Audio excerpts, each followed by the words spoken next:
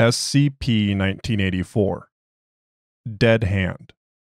Object Class Keter. Special Containment Procedures. SCP-1984 is to be secured at Armed Containment Complex 4, redacted kilometers south-southeast of Verkhoyansk, Sakha Republic, Russian Federation. Mobile Task Force Omega-59, Nakayeva's Wolves, and Mobile Task Force Sigma-18, Chess Masters, are to be permanently stationed at Complex 4. SCP-1984 itself is to be contained in Warehouse 5E in a standard humanoid containment cell, modified to be enclosed within a Faraday cage to prevent external broadcasts from reaching the interior. The only broadcasts allowed to reach SCP-1984 are those created by the Information Control Team. All broadcast signals in the vicinity of Complex 4 are to be monitored. At all times, the Information Control Team shall be staffed with no fewer than 15 members and housed in Dormitory 3F, adjacent to Studio 1A. Among these must be at least one military historian, 2 personnel with an extensive background in international diplomacy, 1 economist, 2 actors with significant stage experience, and 3 personnel with at least 10 years of experience in Soviet Russian media.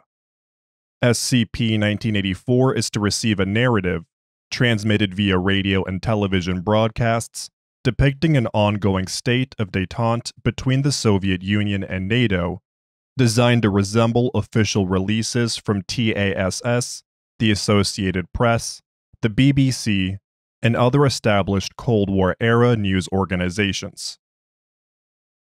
Description: SCP-1984 was created by the Soviet Union during the 1980s to serve as its second strike nuclear deterrence mechanism. SCP-1984 is in fact the system referred to in Western media as Dead Hand, an automated nuclear response commonly believed to be triggered by the destruction of the Soviet command and control structure. However, rather than being a network of sensors and computing systems, SCP-1984 is an autonomous, self-aware entity of varying observable existence with direct access to all Russian nuclear sites and the ability to commence the launch of ICBMs stored therein. SCP-1984 consists of the embalmed remains of Sergeant Marat Chernikov, a Russian soldier killed during the Soviet-Afghan War in 1982. While Sergeant Chernikov is referenced in Project December documentation, no official Russian Federation records exist regarding him at this time. SCP-1984 serves as the locus for SCP-1984-01. In its dormant state, SCP-1984-01 is a semi-sentient consciousness capable of receiving and processing broadcast signals.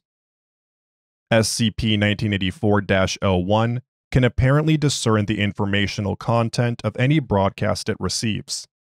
During times of what it perceives to be heightened global military tensions, especially those involving the Russian Federation and the former satellite states of the Soviet Union, SCP-1984-01 will begin to manifest, and becomes able to interact with the physical world to varying degrees. Manifestations have ranged from a barely perceptible, hazy human-shaped outline, believed to be related to an intercepted report regarding the 2004 Russian presidential election, to a glowing bright red apparition in the distended shape of a child missing its legs. Containment Breach 1984-13, August 7, 2008. When SCP-1984-01 manifests in this manner, its secondary abilities become apparent. These include the ability to directly interface with nuclear command systems within an approximate 50-meter radius, and combat capabilities focused on severe disruption of the human nervous system. When SCP-1984 fully manifests, it can move at speeds measuring up to 140 km per hour and will immediately attempt to travel to the nearest functioning land-based strategic rocket installation housing R-36M ICBMs. The nearest installation is currently redacted, 81 kilometers northwest of Armed Containment Complex 4. Access its command system and launch all missiles at their present targets. It will repeat this process until it has launched all remaining missiles under Russian control.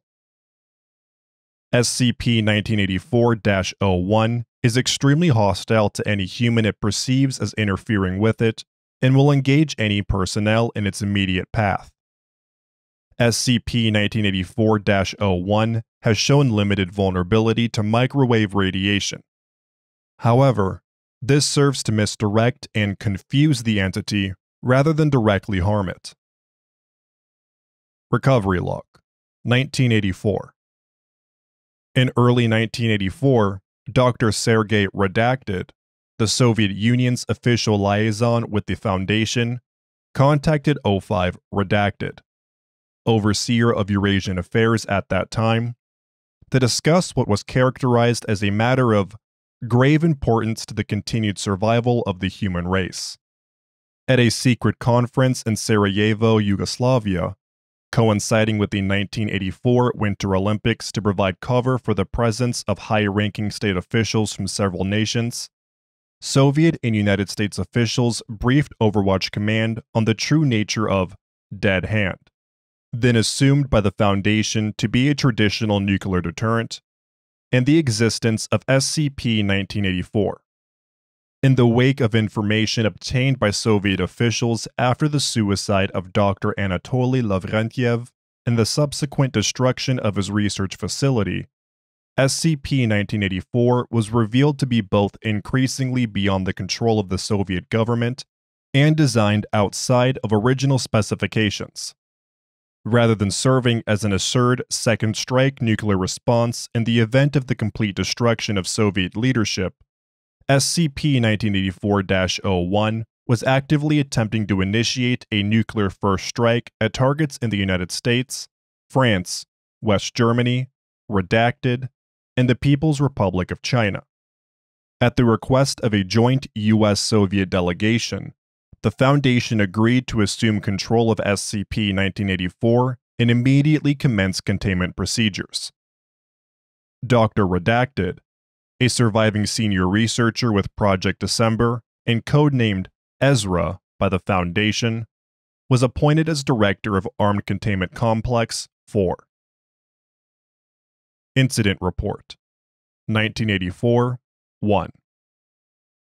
On August 11, 1984, United States President Ronald Reagan joked that, "I'm pleased to tell you today that I've signed legislation that will outlaw Russia forever. We begin bombing in 5 minutes," prior to a campaign speech. Thousands of media outlets reported on the president's remarks, and in the ensuing signal traffic, an audio recording of the event broadcast by the People's Republic of China's Xinhua news agency reached SCP-1984. Researchers note, "We still do not understand how transmissions are able to occasionally bypass the Faraday structure enclosing SCP-1984. Studies are ongoing."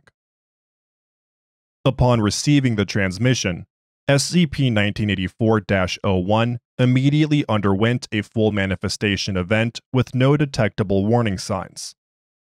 SCP-1984-01 breached containment at 03:08 hours and was immediately engaged by Mobile Task Force Sigma-18.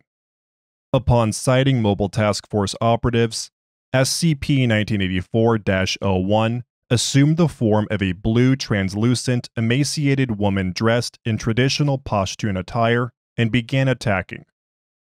According to video logs, Private Redacted, and Captain Redacted began exhibiting signs of neurological trauma, such as profuse bleeding from the ears, seizures, and leakage of copious amounts of what appeared to be cerebrospinal fluid from the nose and eyes, before team members equipped with specialized weaponry could train directed microwave pulses at SCP-1984-01 holding it temporarily at bay. While Mobile Task Force Sigma-18 attempted to neutralize SCP-1984-01, members of the Information Control Team hastily began recording a simulated television broadcast designed to return it to a dormant state. The first attempt, Video Log 1984, 84.42, was interrupted by the sound of a wall collapsing 80 meters away, the result of a failed attempt by Mobile Task Force Sigma-18 members to initiate Emergency Procedure 12.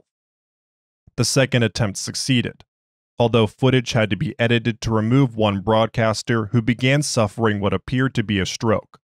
The resulting broadcast consisted of a staged BBC News update stating that the Politburo had been in on the joke, and previously recorded contingency footage of General Secretary Konstantin Chernenko explicitly stating that Soviet nuclear forces were not on heightened alert.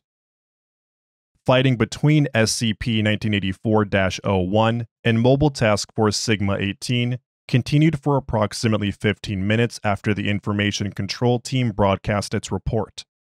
However, SCP-1984-01 soon began to fade, and its attacks decreased in intensity until containment was re-established at 0541 hours. With 13 Mobile Task Force operatives killed in action, 4 support staff dead, and 8 more staff rendered permanently disabled by traumatic brain injuries, Incident 1984-1 remains the deadliest containment breach yet recorded for SCP-1984. Recovered Project December documentation. Head Researcher's Note: the following documents are fragments recovered from the destroyed laboratory of Dr. Anatoly Lavrentiev, Director of Project December. The vast majority of information from this facility was lost, and most documents recovered have sustained heavy fire or water damage. This archive was provided by the Soviet government upon transfer of custody of SCP-1984 and the appointment of Ezra as site director.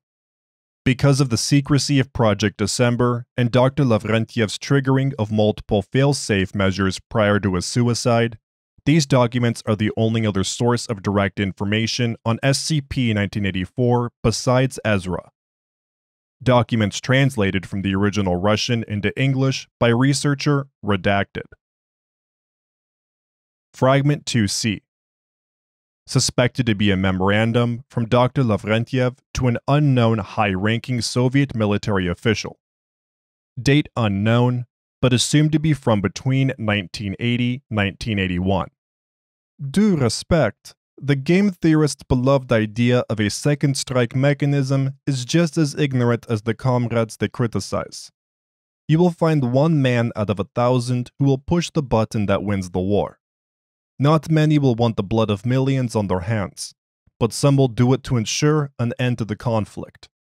This they use to justify themselves. But how many men will push the button after the bombs have fallen? How many will sign the death warrant of the human race and finish off what survivors there may be left? The threat may serve to keep us safe, but the act is only within the mind of an unreachable madman. Perimeter may be outdated, but it still must be initiated by a human, and not one who is capable of ending the world merely for the sake of ending it. The solution then becomes obvious. I have... End fragment. Fragment 12W. Notes found in a charred binder that are not consistent with other materials recovered. Written in English. Original source of document unknown. Several unintelligible handwritten notes and what is presumably Russian are present in the margins. At which point Dr. Clark distributed files to each of the members present. Inside each file were the same contents. A photograph of a man in his late 50s with receding gray hair, spectacles, a mustache, and a kind grandfatherly expression. Photographs of a typical suburban 3-bedroom house. Typewritten notes depicting a short personal history of Mr. Smith, and a short story written by Dr. Clark about Mr. Smith's untimely end in an auto accident. Ladies and gentlemen, you know of course that the person in your files is not actually Mr. Smith, but a random citizen unknown to each of you. The real Mr. Smith, like our construct, is also deceased, which of course helps with any troublesome legal action down the road. The information before you is a focal point. You must spend the next several days familiarizing yourself with this material. Keep reading and reading until you are convinced that Mr. Smith is real. This is vital to establishing the correct baseline for our EEG monitors. When we attempt to illegible. Twice for yes.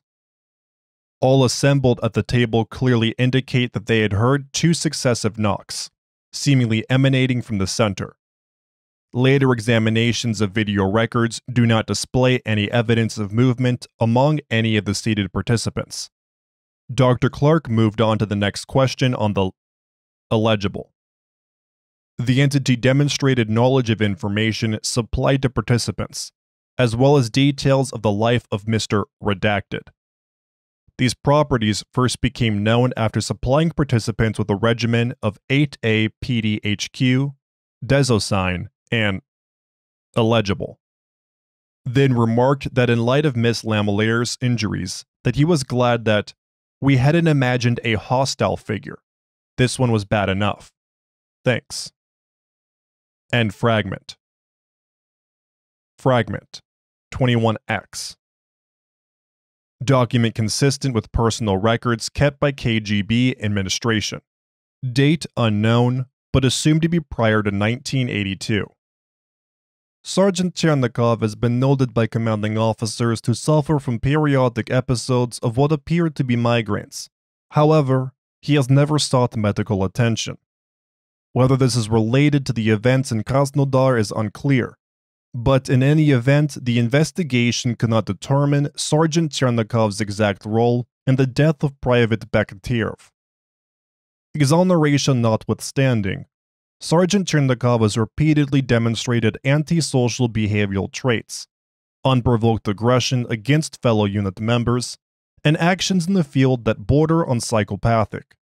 Efforts to prevent knowledge and subsequent propagandization of Sergeant Chernikov's actions in the village of Mangval far outweigh the strategic benefit originally sought by deployment of Vimpel. It is in the opinion of this commission that despite the critical need for experienced personnel in Afghanistan, Sergeant Chernikov be removed from active duty and placed in psychiatric care. We can ill afford such an unpredictable operative in such sensitive mission areas. And Fragment. Fragment 29B. Excerpts from the diary of Dr. Lavrentiev. March 21st, 1981.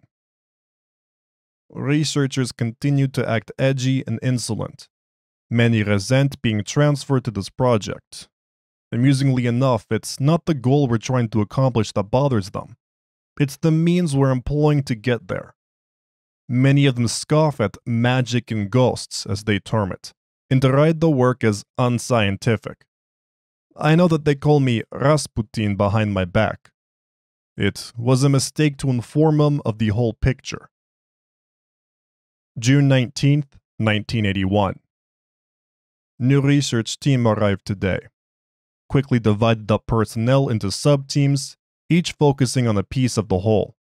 Most of the work will be able to be explained under the auspices of direct mind interface software, neurological research, and observation of mass psychological suggestion. I can finesse the rest. Much better outlook. July 13th, 1981. The tests have been in line with what Agent Parks observed in Toronto. The question now is what happens when we recreate them on a large scale and with a suitable focus. I shall inform the KGB liaison to begin looking for personnel that fall within our parameters. October 29th, 1981. Finally installed Phase 2 personnel. I hate to use Yuri's connections, but the project must go forward, and I couldn't very well tell the committee to hurry up with my ghost squad. November 5th, 1981. Initial success made us too optimistic. When we ran the entity through a trial launch sequence, it refused. Clearly, it knew how because it instead disabled the mock launch terminal. Never considered what would happen if our creation wouldn't cooperate. Can't believe how stupid I've been. What the hell do I do now? December 13th, 1981. The Politburo has gotten involved. While this means my missing staff has been replaced and funds are no longer a question, bad things happen when scrutiny comes from on high. Orders are to spare no effort or expense to move forward. Moscow sent a man who looked like a Cossack to deal with Alexei. I was told to take a vacation for a week. When I returned, both Alexei and the Cossack were gone. December 24th, 1981. New test subject provided by KGB liaison. Before, I specified loyalty as a defining characteristic. This time, I asked for illegible. Need someone. Something who can be trusted to activate and carry out perimeter. Golovkin appears to have been enough of a thug to do what Alexei couldn't. February 11th, 1982. This isn't working. Illegible. Even in simulations. Maybe they are closer to understanding the real consequences attached to the symbolic actions they do. Politburo getting impatient. February 27th, 1982. New candidate identified. A Spetsnaz operative with undifferentiated cruelty to others. Promising. March 3rd, 1982. We've relied too much on pre-existing character traits. This time, we will need to illegible. Shall ensure that it will want to do it once it's set loose. End fragment. Thank you for listening to SCP-1984 Dead Hand by Kalinin. If you enjoyed this SCP, please like and subscribe, and follow the link in the description to the SCP Wiki, and vote up the article to support the author and the SCP Wiki as a whole.